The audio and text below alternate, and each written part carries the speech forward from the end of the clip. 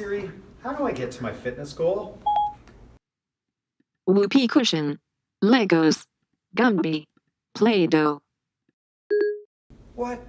That doesn't make any sense. Do you guys understand that? I mean, Siri's usually a lot of help, but if somebody told me the safest and most effective way to achieve my fitness goal would be a whoopee cushion, some Lego, Gumby, and then Play-Doh, like, what the heck are we talking about here? And well, here's what I think Siri means by all this. And the first thing that we're gonna do in this life, and the last thing we'll do in our lives, is breathe. And unfortunately, when a lot of people get started on a fitness training program, they just show at the gym and they jump on a treadmill or an elliptical or jump under a bar and start banging out reps. And that's a good intention, but we can get there a little bit more safely and more effectively and achieve a better result if we take care of our breathing first. Like if you ever see a newborn baby in their diaper, it's just the diaper, so no clothing, no sleeper on them, anything like that. All you see is the baby's belly. Inhale, a big balloon develops, and then when the baby exhales, it claps, and it's all belly breathing. It's all diaphragmatic breathing.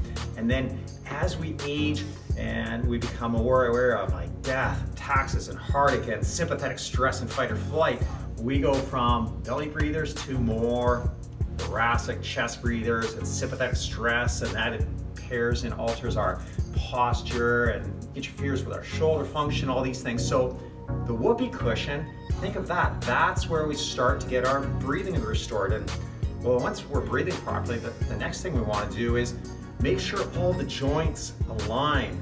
The structure dictates the function. So if we have a really good posture, the knees line up over the feet and the hips line up over the knees, and that we've got a good pelvic alignment, and that the rib cage, like a nice Dan John expression is that the box sits on the bowl of water, and that the head is set optimally, and we have good shoulder organization, and all of the joints stacked. Imagine like playing like Lego. We all grew up playing with Lego, right? So we're stacking pieces of Lego. That's the second step.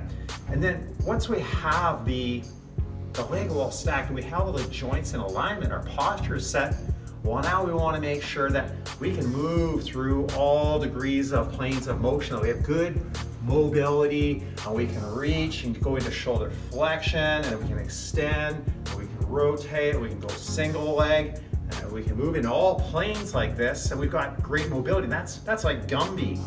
And you remember Gumby's sidekick, right? So horse, Pokey, but that doesn't matter. We don't have to worry about Pokey, but that doesn't matter. We don't have to worry about Pokey.